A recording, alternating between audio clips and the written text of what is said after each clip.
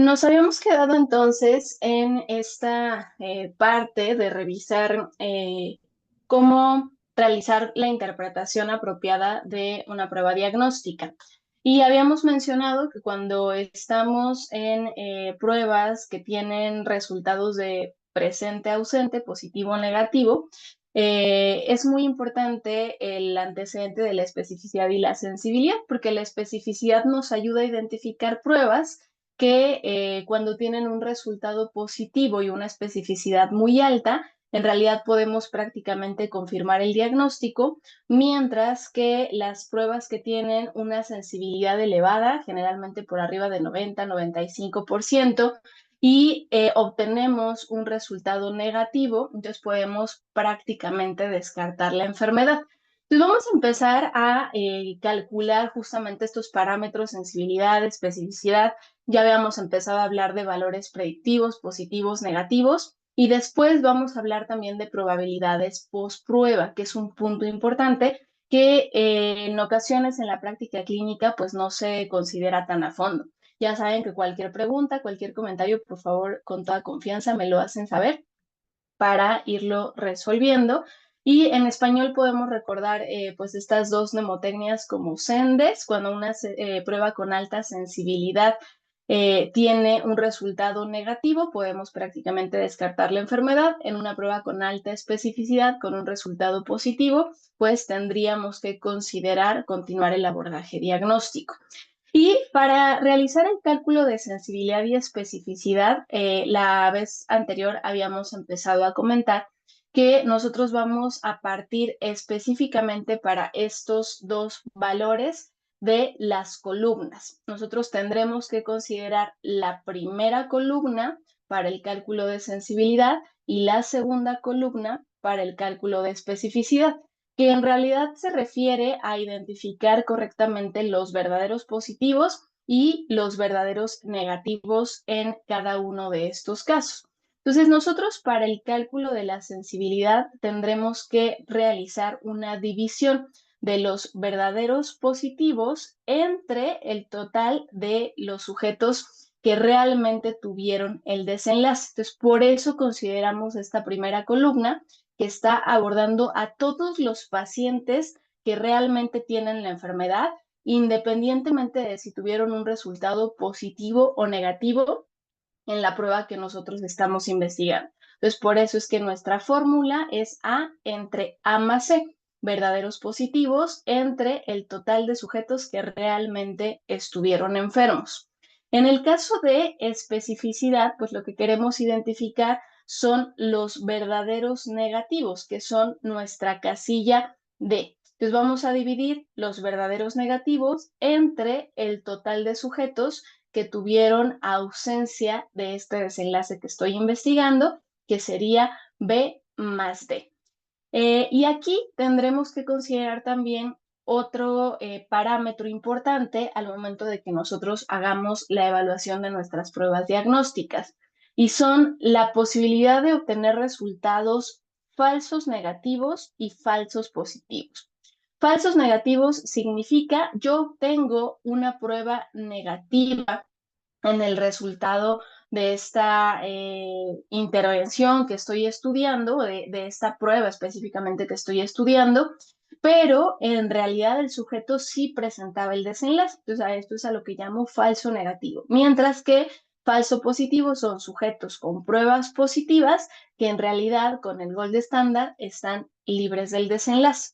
Entonces, ¿cómo calculo mis falsos positivos? Pues tendré que identificar la casilla de falsos positivos, que es la casilla B, entre el total de sujetos, y nuevamente seguimos en las columnas de pacientes que no tuvieron el desenlace, que es B más D.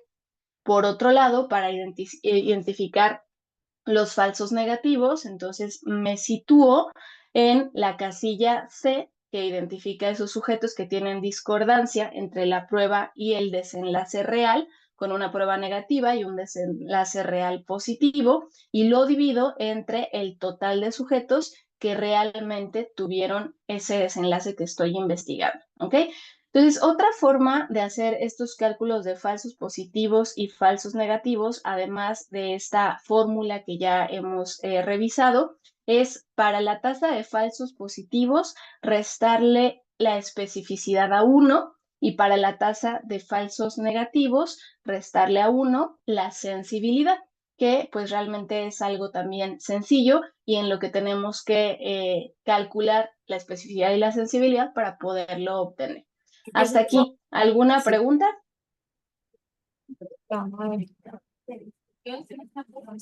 No, ya sobre la práctica, yo creo. Ok, muy bien. Sí. Ángeles. Ahí acabo de entrar. Hola. Ah, hola, hola. Es que pensamos que tenías alguna duda porque estaba abierto tu micrófono, pero Perdón. creo, no te preocupes. Bueno, muy bien. Entonces, hasta aquí creo que vamos bien, ¿cierto? Todavía no entramos a la parte más difícil, pero también más interesante de las pruebas diagnósticas. Muy bien, entonces vamos con nuestra siguiente diapositiva en la que ustedes me van a tener que ayudar. Como dijeron que ya no había dudas y yo confío en que la explicación haya sido apropiada, pues vamos a hacer este primer ejercicio. Vamos a calcular primero, si están de acuerdo conmigo, la sensibilidad. Entonces, José, ¿nos ayuda con la sensibilidad? ¿Cuál es la fórmula para el cálculo de sensibilidad? Sí, doctora, es A, Ajá, que sería 13, ajá, entre la suma de A más C, que sería 13 perfecto. más 9, son Entonces, 22. 13 entre 22. 22. ¿Y esto nos da cuánto? Déjenme De sacar la hecho, calculadora también.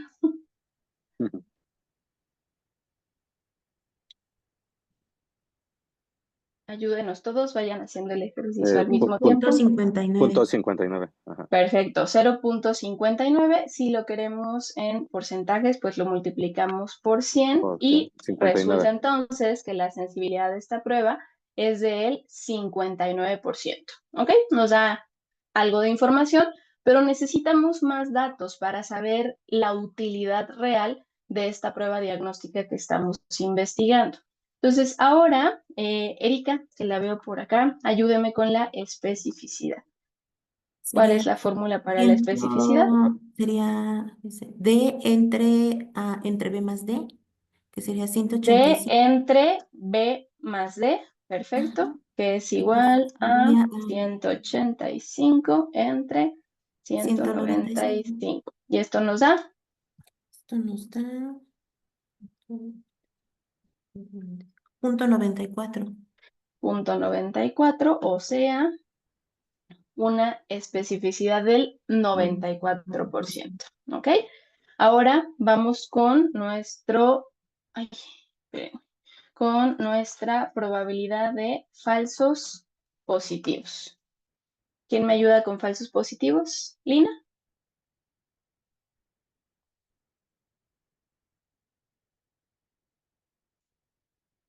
No se preocupen, vamos otra vez despacito A para ver, yo me lo acordarnos sé. todos. Yo me lo sé. Es Ángeles, a Pero ver, no guardarlo. la falsos positivos es 100 menos la especificidad. En porcentaje, ¿no? ok, en porcentaje, 100 menos La especificidad. O sea, especificidad. como, ajá.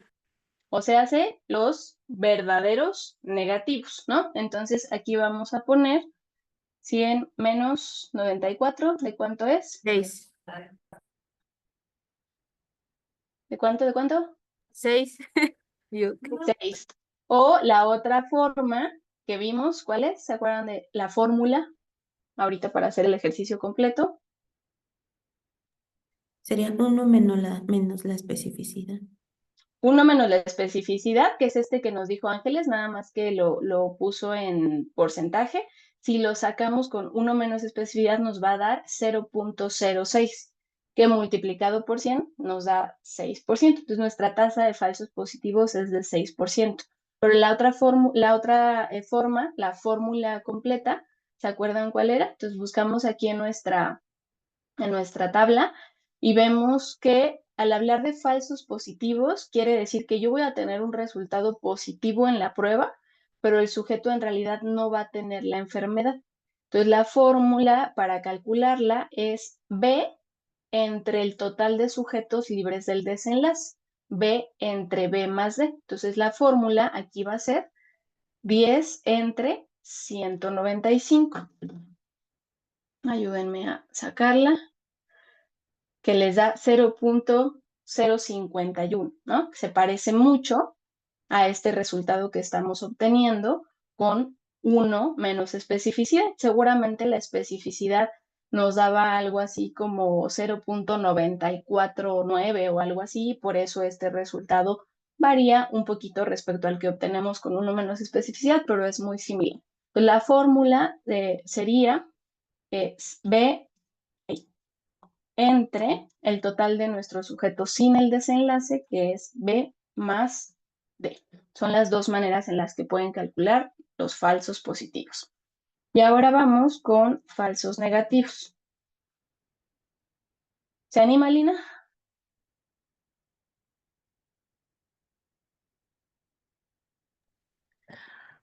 Ah, doctora, perdón, es que no guardé la fórmula, discúlpeme. No se preocupe, falsos vamos negativos, despacito. perdón. A Ajá, ver. sí, la siguiente clase. Sí, no se preocupe. Aquí, mire, vamos entre todos a hacerlo. Entonces, falsos negativos significa que yo tengo una prueba, esta que estoy estudiando, negativa, pero el Ajá, sujeto realmente sí tiene el desenlace. Por eso es un falso negativo, ¿no? Porque el paciente ajá. sí tiene la enfermedad, pero el resultado de esta prueba fue negativo. Entonces, aquí voy a utilizar Debería mi ser casilla ajá, C, el C, ajá, ajá, y entre entre el A más B, A más C, que es A el más, total de sujetos que ah, realmente tienen la enfermedad. Entonces aquí ok, para mis falsos negativos es C entre A más C, ¿ok? ok, Que en este caso sería sería 9 entre 9 22. entre, ¿Cuánto nos da? 9 entre 22, el 40%. 0.40, que efectivamente nos da una tasa de falsos negativos de 40%. Entonces, vamos a calcular otro parámetro que es importante para nuestras pruebas diagnósticas, que es la prevalencia del desenlace. Manuel, ¿cómo podremos sacar la prevalencia? No recuerdo. La prevalencia es el número de sujetos o vamos a decirlo de otra manera, la posibilidad en esta población de que un sujeto tenga ese desenlace que estoy investigando. Entonces, quedamos que todos los sujetos que realmente tienen la enfermedad están en esta primera columna. Entonces, yo voy a calcular eh, ¿cuántos sujetos tuvieron una prueba positiva, pero además tuvieron el desenlace? ¿Cuántos, aunque tuvieron una prueba negativa, sí tuvieron la enfermedad? Y lo voy a dividir entre el número total de sujetos en esta muestra. Esta fórmula no la hemos visto, estoy haciéndoles un poquito de trampa. Entonces, ¿cómo voy a calcular la prevalencia? A más C, que es el número total de sujetos con el desenlace, sin importar si su prueba fue positiva o negativa, entre el total de mi muestra, que en este caso es 217. Entonces vamos a tener 22 entre 217. Ayúdenme a hacer el cálculo.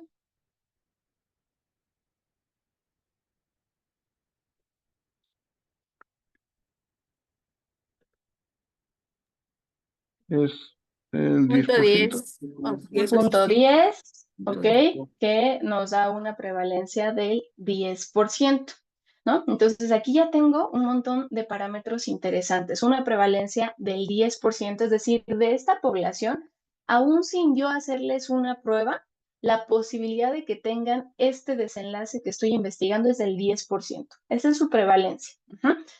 La sensibilidad de esta prueba es de 59%, que realmente pues no es tan eficiente, pero tengo una especificidad del 94%. ¿Se acuerdan que habíamos dicho? Si tengo pruebas con una especificidad muy alta, tener un resultado positivo prácticamente me obliga a continuar mi abordaje diagnóstico, porque entonces sí es posible que estos sujetos tengan el desenlace.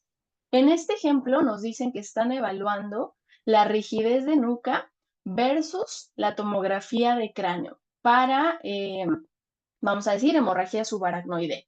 Entonces, yo sé que el gold estándar es la tomografía, pero a lo mejor hay unidades donde no tenemos tomógrafo, ¿no? Y entonces ahí, pues, ¿cómo podemos saber a qué paciente mando a una unidad de segundo nivel? A lo mejor porque sí viene con una cefalea de características sugerentes.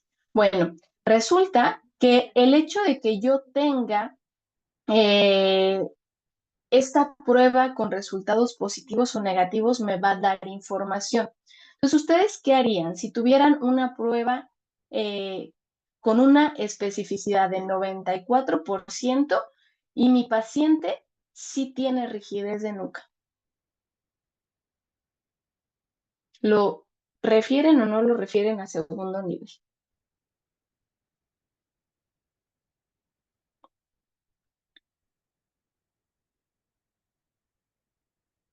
Entonces, acuérdense de la mnemotecnia que vimos. Pruebas con una alta especificidad de más del 90%, que tienen un resultado positivo, me obligan a continuar el abordaje diagnóstico.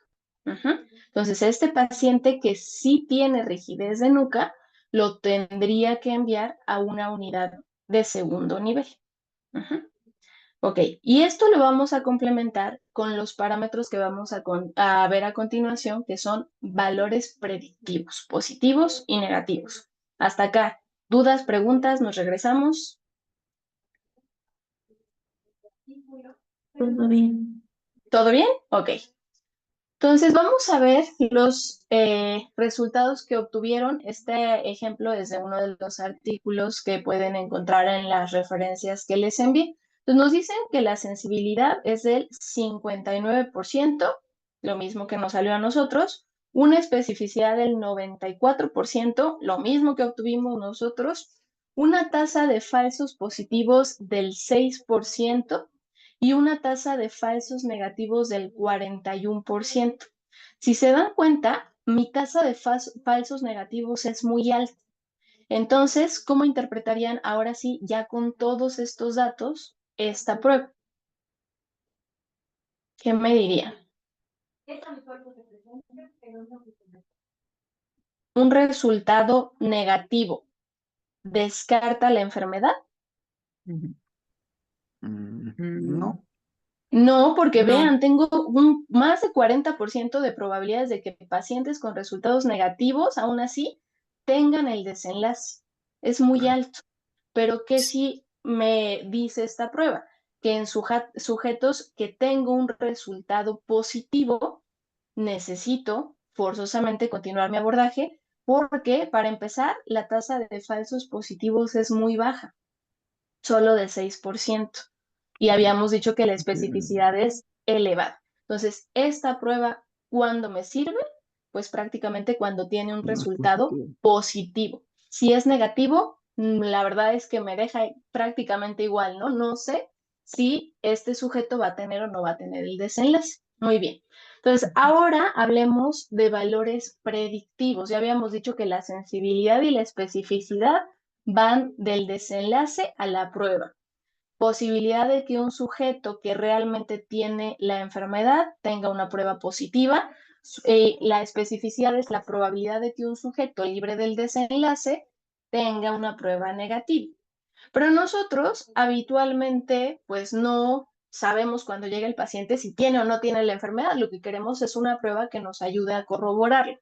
Entonces pasamos a los valores predictivos, que es lo que prácticamente vamos a utilizar nosotros con mayor frecuencia.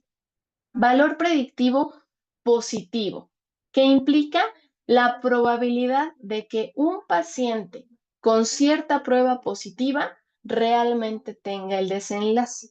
Mientras que el valor predictivo negativo es la probabilidad que va a tener un paciente que ya tiene una prueba negativa de realmente estar libre de la enfermedad. Entonces, ahora en los valores predictivos, yo voy a partir desde la prueba para determinar si se presenta o no se presenta un desenlace específico. Ya no voy a utilizar, como hace un momento, las columnas, sino ahora lo que voy a utilizar van a ser las filas. Mi primera fila para identificar el valor predictivo positivo y la segunda fila para identificar valor predictivo negativo. Entonces quedamos que valor predictivo positivo es la probabilidad de que un sujeto que tiene una prueba positiva realmente tenga un desenlace. Siguen siendo nuestros verdaderos positivos. Mientras que el valor predictivo negativo tiene que ver con la probabilidad de que un sujeto que realmente no tiene, más bien que no tiene una prueba positiva, que presenta un resultado negativo, está libre de la enfermedad. Entonces, de ahí vienen nuestras fórmulas. Valor predictivo positivo va a ser los verdaderos positivos, otra vez esta primera casilla, pero ahora ya no el total de sujetos con la enfermedad, sino el total de sujetos que tuvieron una prueba positiva. Ahora utilizo A más B. Valor predictivo negativo, pues nuevamente me enfoco en mis verdaderos negativos entre el total de sujetos que tuvieron una prueba negativa. Y de esta manera vamos a obtener estos valores. Ojo, sensibilidad y especificidad se van a mantener constantes y las vamos a poder encontrar en los artículos que nos hablen de las pruebas diagnósticas que nosotros utilizamos habitualmente.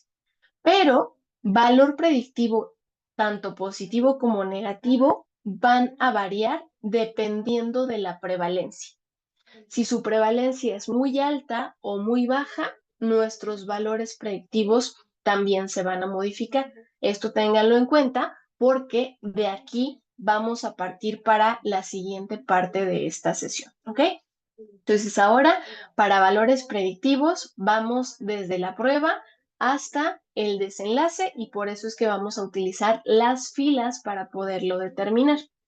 Otra vez tenemos este ejemplo, es el mismo que veíamos hace un momento, donde hablábamos de rigidez de nuca y tomografía de cráneo para evaluar a pacientes con sospecha de hemorragia subaracnoidea.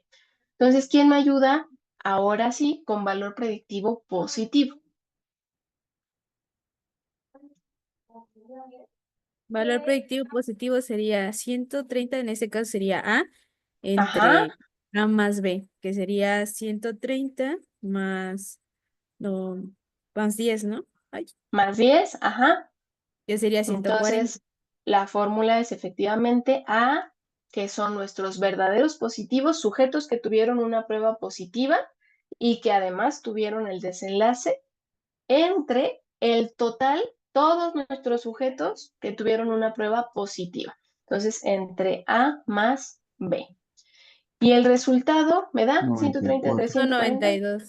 140, 92%. 92 o 94. 92. 92. 92.8 de hecho. Ok. Ujú. 0.928, lo que representa 92.8% de valor predictivo positivo. Muy bien. Ahora vamos con valor predictivo negativo. ¿Quién me ayuda con valor predictivo negativo? Ahí sería la D, que es Ajá, 175, entre la suma de 90 más 165, que son 255. perfecto. De Y el, entre C más D, ¿no? Nuestros verdaderos negativos, que en este caso son 165, entre el total de nuestros pacientes que tuvieron una prueba negativa, que son 255. ¿Cuánto nos da? 64.7. Ok, 0.647, o sea, 64.7%. Ujú. ¿Qué opinan entonces de esto? Acuérdense de lo que vimos con anterioridad. Habíamos dicho que teníamos una especificidad del 94%, con una tasa de falsos positivos bastante bajita. Y ahora estos nuevos datos nos dicen que la posibilidad de que un sujeto que realmente más bien que tenga una prueba positiva, realmente tenga el desenlace, es de 92.8%. Es muy Ahora alto, sí, ¿no? O sea, la prueba es muy, vaya, muy predictiva para determinar si tiene la enfermedad. exacto. Si tiene rigidez de nuca, mándalo a Bueno, segundo pues nivel sí. porque hay que hacerle tomografía, porque muy posiblemente pueda tener hemorragia subaracnoide. Pero si tu prueba es negativa, eso no asegura que no tenga tu desenlace. Entonces, esta prueba en particular es valiosa cuando obtenemos un resultado positivo. Entonces, ahora sí, con todo lo que habíamos visto, sensibilidad de 59%, especificidad de 94%, un valor predictivo positivo redondeado a 93%, negativo de 65%, y aquí la prevalencia respecto al ejercicio que vimos con anterioridad se modificó, ¿no? Aquí tenemos una prevalencia más alta que en el ejercicio que hicimos con antelación. Entonces, esto quiere decir que con mi prevalencia anterior, me voy a regresar para que la vean, seguramente los valores predictivos van a ser distintos. Vamos a calcular los valores predictivos ahora con esta prevalencia. La sensibilidad y la especificidad es igual, pero se cambió o se modificó la prevalencia. Entonces, vamos a ver cómo se modifican nuestros valores predictivos. Entonces, el valor predictivo positivo con una prevalencia de 56% es de más de 92 y para el negativo de 64%. Con una prevalencia del 11%, entonces mi valor predictivo positivo va a ser 13 entre 23 y mi valor predictivo negativo va a ser 185 entre 194. 194. Perfecto. Entonces, ¿de cuánto les da ahora?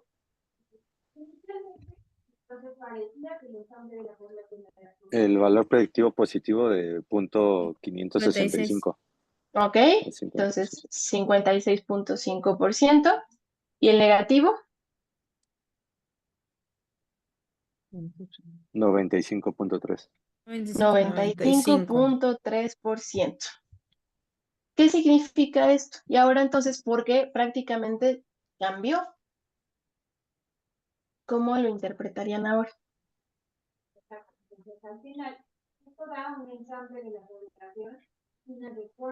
Ahora sí podríamos decir que cuando tengo... Ajá, adelante, Lina. Ajá. Bueno, que cuando la prueba, pues, nos marca que no, pues no hay enfermedad, pues es muy probable que no la tenga. Cuando la prueba sale negativa, ahora en un ámbito de prevalencia baja, yo prácticamente podría descartar la enfermedad. ¿Qué quiere decir esto? Prevalencias altas con pruebas positivas que tienen una alta especificidad confirman el diagnóstico.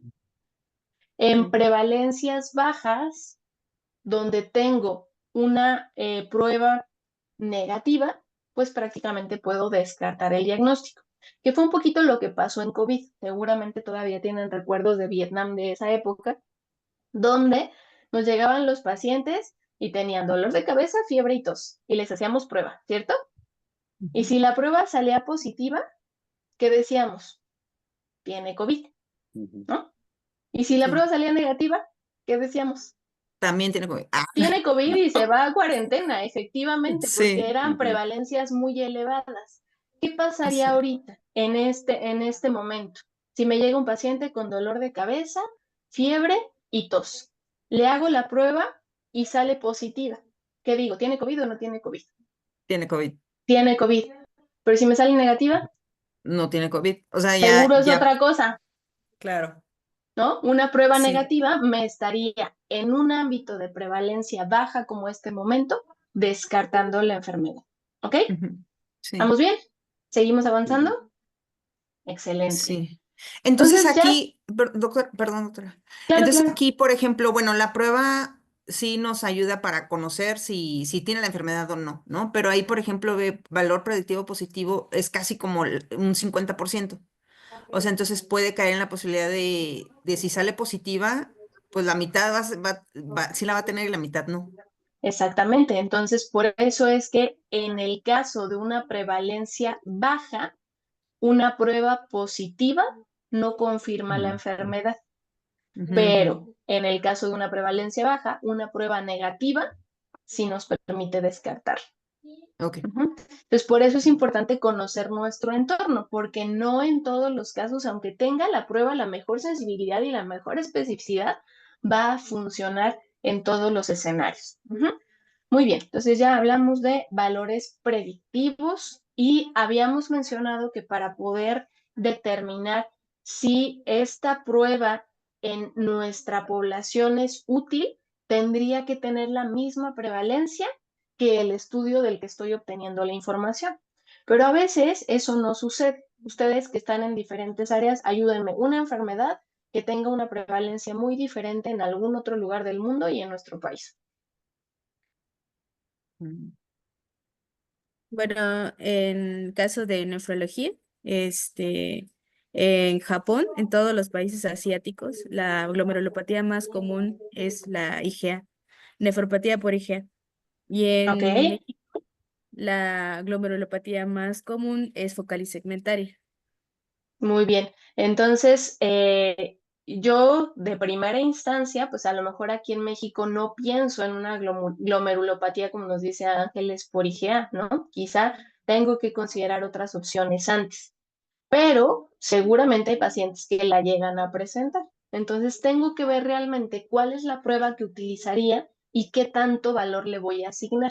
Entonces, para poder extrapolar los datos de pruebas, que han sido estudiadas en otros lugares, yo necesito ajustar Es que esos sabes que valores. tengo una, pero... Y eso lo hacemos a través de algo que se llama teorema de Bayes.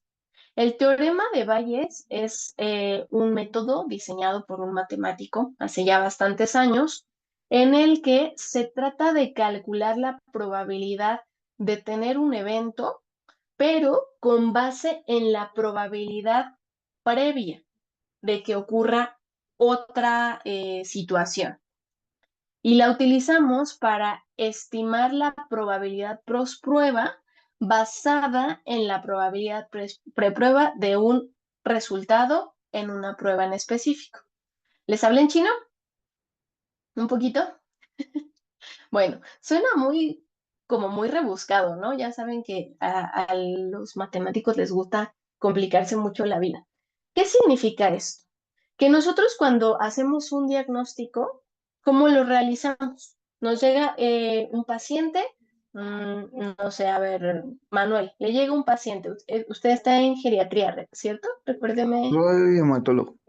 Hematólogo, perdóneme, es que me acuerdo que había geriatría, hematología, nefrología, nos falta Lina que nos platique en qué área está y medicina familiar. Entonces, en hematología, Manuel, le llega un paciente y ¿cómo hace este proceso diagnóstico? ¿Qué es lo primero que considera? Primero con el interrogatorio. Exacto, ¿no? Interrogatorio. Síntomas, los años la edad que tiene el paciente, su sexo. Y con base en eso, considera una posibilidad diagnóstica. Sí, Esa claro. posibilidad diagnóstica va a tener cierta prevalencia. O sea, nosotros, todos nosotros, solamente por existir, ya tenemos cierto riesgo de tener determinadas enfermedades, algunas más frecuentes que otras. A lo mejor es muy posible que en mi vida yo desarrolle diabetes, pero quizá es poco probable que tenga una nefropatía por IgA como la que nos platicó Ángeles, solamente por estadística. ¿Ok? Entonces, ese paciente que le llega a su consulta de hematología, en el que usted hace una sospecha diagnóstica solo con signos, síntomas, la edad, las características demográficas y el entorno en el que estamos, ¿cómo puede confirmar o descartar esa sospecha que tiene? Es con alguna prueba de laboratorio o imagen. Exacto, ¿no? Con alguna prueba. Entonces, a partir del resultado de esa prueba, usted va a tomar una decisión. ¿Confirmo mi sospecha diagnóstica o la descarto? Y eso es a lo que se refiere el teorema de Bayes. El teorema de Bayes nos dice, vas a calcular la probabilidad de tener realmente una enfermedad, con el resultado de una prueba, pero siempre tomando en cuenta la probabilidad antes de hacer la prueba de que tu paciente tenga el desenlace, ¿no? Entonces, aquí, si yo le hago a un hombre una prueba de embarazo, un hombre es cisgénero, aunque me dé un resultado positivo, pues yo sé que no va a estar embarazado, ¿no? Entonces mi antecedente es, no se puede embarazar, aunque el resultado de esa prueba sea positivo. Entonces mi decisión realmente no se va a modificar.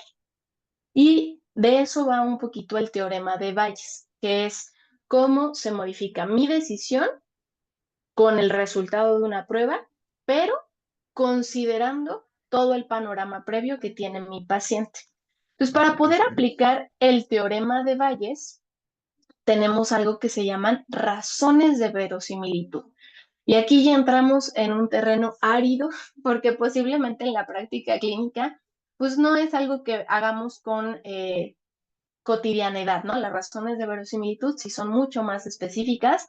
A lo mejor hay artículos donde las vemos y decimos, ah, está padre, ¿no? Su tablita que dice razones de verosimilitud, no sé qué sea eso, la sensibilidad y la especificidad es alta, me sirve la prueba. Pero en realidad les digo, esto lo tenemos que aplicar a nuestra práctica cotidiana. Entonces, ¿qué son las razones de verosimilitud? Lo pueden encontrar como cocientes de probabilidad, likelihood ratio, cualquiera de esos es sinónimo. Las razones de verosimilitud son la probabilidad de obtener cierto resultado en un paciente con la enfermedad comparado con ese mismo resultado en un paciente sin el desenlace. Entonces, ¿qué tan posible es que yo encuentre una prueba positiva en un sujeto con la enfermedad comparado con obtener una prueba positiva en un sujeto sin la enfermedad? Y a eso le llamamos razón de verosimilitud positiva. Por otro lado, tenemos qué tan probable es que yo tenga una prueba negativa en un sujeto con el desenlace y lo voy a comparar con la posibilidad de tener una prueba negativa en el sujeto sin enfermedad. Y eso se llama razón de verosimilitud negativa. Sin meternos ahorita todavía a las fórmulas, ¿cómo quisieran ustedes tener una prueba en cuanto a verosimilitud o razón de verosimilitud positiva para decir que les es útil para confirmar un diagnóstico? Recuerden, razón de verosimilitud positiva es probabilidad de tener una prueba positiva en enfermos versus probabilidad de obtener una prueba positiva en sanos. ¿Cómo quisiera que estuviera? En los enfermos, pues que todos la tuvieran positiva, ¿no? Claro. ¿Y en los sanos? Sí, Que esté Cero. baja. cero. Que nadie tuviera idealmente esta prueba positiva. Ahora, razón de verosimilitud negativa. ¿Cómo espero encontrar esa prueba? Recuerden que es posibilidad de tener una prueba negativa en sujetos enfermos versus posibilidad de tener una prueba negativa en sujetos sanos. En los enfermos, pues obviamente yo espero encontrarla positiva, ¿no? Entonces, que estuviera muy bajito ese valor. Y en los sanos, pues espero que esa prueba me diga que realmente están libres del desenlace, es decir, que tuvieran un resultado negativo. Entonces, de eso parten estas razones de verosimilitud. La razón de verosimilitud positiva estima cuánto más probable es obtener un resultado positivo en sujetos enfermos que en sujetos sanos. Y la fórmula viene acá abajo y tiene que ver con verdaderos positivos entre el número de falsos positivos. ¿Qué quiero yo? Tener a todos los sujetos con el resultado correcto. Entonces, que en todos mis pacientes que realmente tienen el desenlace, esta prueba fuera positiva y no tener básicamente ningún falso positivo.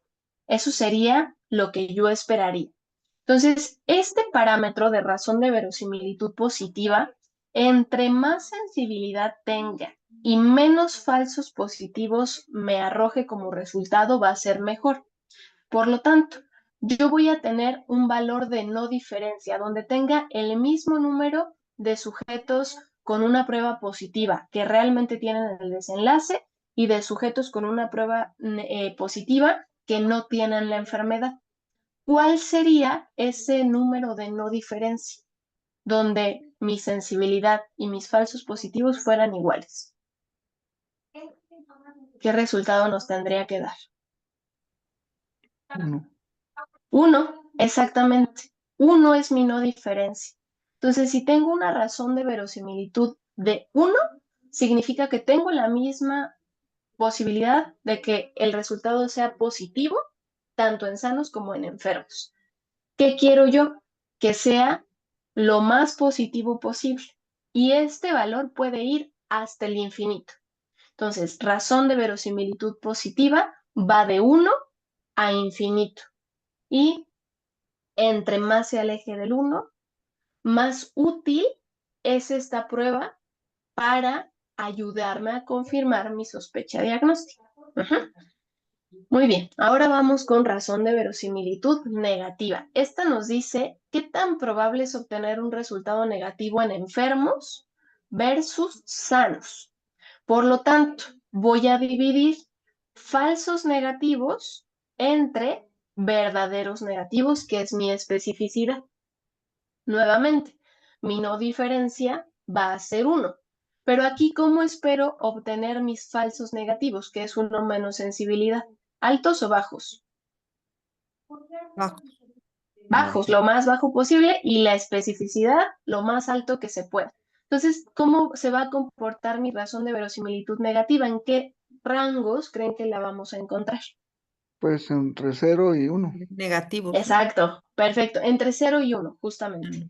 Entonces, entre más se aleje del 1 y se acerque al 0, más efectiva va a ser esta prueba para realmente diferenciar los sujetos sanos de los sujetos enfermos cuando tiene un resultado negativo. Entonces, de esta manera, nosotros pasamos a este esquema que nos habla de las razones de verosimilitud y su importancia al momento de aplicarlos en pruebas diagnósticas. Como 1 es mi no diferencia, yo voy a tener que entre más se aleje del 1 la razón de verosimilitud positiva, más útil es para diferenciar a los sujetos que tienen una prueba positiva entre enfermos y sanos. Porque una razón de verosimilitud positiva, por ejemplo, de 10, quiere decir que tengo 10 veces más posibilidades de tener una prueba positiva en enfermos que en sanos. Al contrario, una razón de verosimilitud negativa que se acerca al 0 me habla de que es mucho más probable que yo obtenga un resultado negativo en sanos que en enfermos. Entonces, de 2 a 5 se va a modificar poco realmente nuestra probabilidad post prueba comparada contra la preprueba. 5 a 10, una modificación moderada. Más de 10 va a ser importante. De punto 2 a punto 5 se considera poco relevante para un resultado negativo, de punto 1 a punto 2 moderado y de 0 a punto 1 realmente hace una modificación importante. Entonces, esto para razones de verosimilitud. ¿Vamos bien? ¿Nos regresamos? ¿Dudas, preguntas, comentarios, quejas, reclamos? Ok. Les va a quedar más claro todavía cuando hagan el ejercicio. Yo sé que en la tarea a lo mejor tuvieron muchas dudas de qué me están hablando. Bueno, ya están viendo de qué estamos hablando. Y resulta que el teorema que propone Bayes es justamente a partir de ciertas fórmulas con parámetros que nosotros ya tenemos, calcular la probabilidad post prueba de que el sujeto realmente tenga un desenlace. Entonces los pongo así para que lo visualicen un poquito más fácil, porque en este está medio enredado.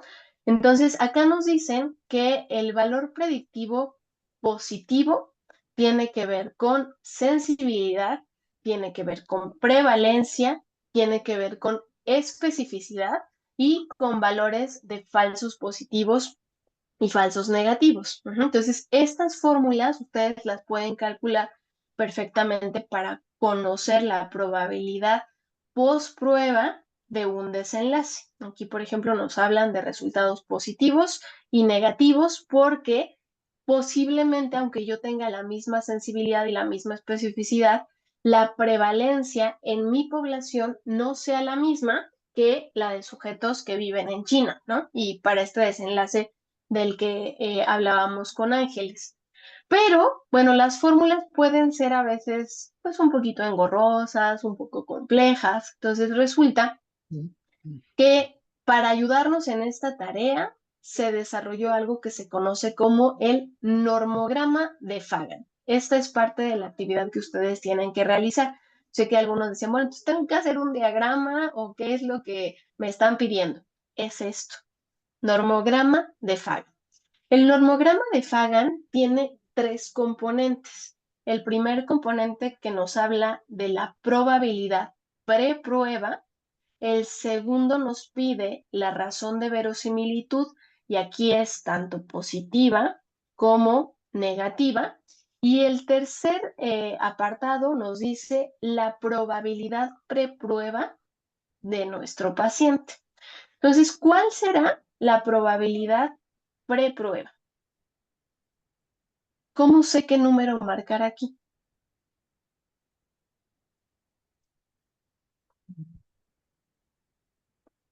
Pues con la estadística. Con la estadística, ¿ok? ¿Qué de la estadística me importa? La prevalencia. Exacto, la prevalencia. Entonces vamos a calcular nuestras probabilidades post prueba para este ejercicio que vimos hace un ratito con una prevalencia del 56%. ¿Ok? Entonces aquí en esta primera línea yo tengo que determinar una prevalencia del 56%, que más o menos va por aquí. Ujú. Luego, tengo que tener mi razón de verosimilitud, tanto positiva como negativa. Me voy a regresar para que las podamos calcular. Entonces, anoten por ahí estos datos, sensibilidad de 59%, déjenme anotarlos también para poder hacer las operaciones, sensibilidad del 59%, especificidad del 94% y mi prevalencia del 56%. ¿Ok? Pues ahora sí, con estos valores vamos a calcular razón de verosimilitud positiva, que es igual a sensibilidad entre 1 menos especificidad, o sea, 59 entre 1 menos 94. ¿Cuánto les da? Háganlo con punto 59 y punto 94 para que les dé el valor correcto.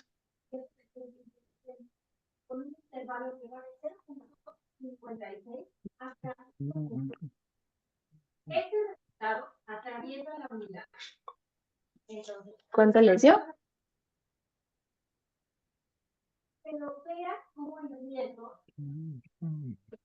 Mi sensibilidad es de 59%, o sea, punto 59 entre 1 menos mi especificidad, que es de 0.94.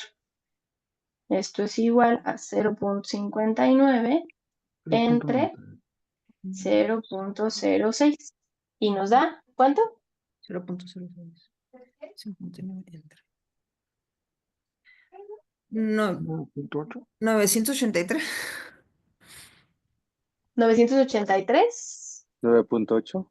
9.8. 9.8. 9.8. Así es, 9.8. Háganlo no con 59 y 94 Ah, porque les van a dar valores así alocados. muy altos. Entonces, Ok. con punto 59 y punto 94, es decir, antes de pasar a porcentajes, la sensibilidad y la especificidad. Ay, aquí Ok. es 9.8. 9.8. Ok, entonces ya tengo mi razón de verosimilitud positiva, 9.8. Ok, vamos a calcular nuestra razón de verosimilitud negativa, que en este caso es 1 menos sensibilidad.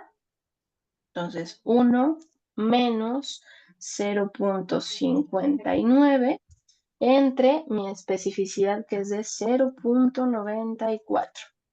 Y esto me da Punto 43. 0.43. 0.43. 3. Ok. Entonces ya tengo mi razón de verosimilitud positiva y mi razón de verosimilitud negativa cuando tengo para esta prueba una sensibilidad de 59 y 94%. ¿Ok? Entonces, esta sensibilidad y especificidad, les digo, en realidad no se modifica. Lo que cambia es la prevalencia.